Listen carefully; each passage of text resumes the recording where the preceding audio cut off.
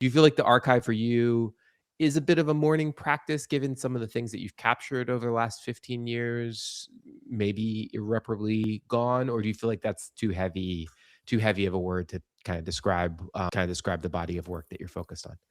I think through the encounter of some of the responses I've had from people, it's definitely a form of mourning. And but it's like mourning. I don't. It's not like as an artist, I don't know explicitly if it's mourning for me. It's probably is Right.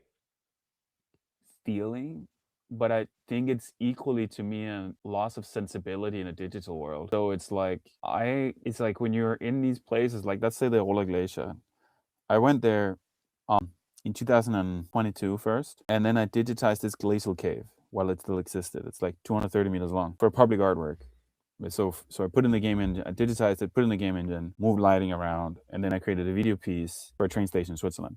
Then 1 year later, the glacier collapsed, and I went again after it collapsed with Lou O'Neill, this composer I work with a lot, and we went out again to the same place, recorded sound, and then we interviewed this mountaineer who described, he's a third generation mountaineer, and he described the mountains as like a living organ. And so I came up with the idea of making because they're called glacial mouths. When you get this melt water, they kind of create something that looks like a thorax, a mouth in a landscape.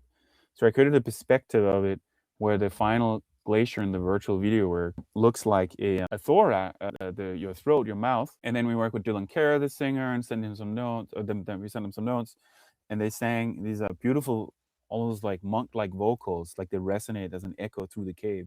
And the whole work became very musical. There's this 12-speaker sound array around it that moves these vocals around as the camera journeys through this glacial cave as if it's like a mouth. And it has definitely like a strong, but it's like, is it mourning or not? Like I gave a talk in Switzerland in a museum, and this woman came up and she felt the mourning of the glaciers. So she reacted to that in that way. It's kind of like, to what proximity have someone been to true environmental loss to feel mourning?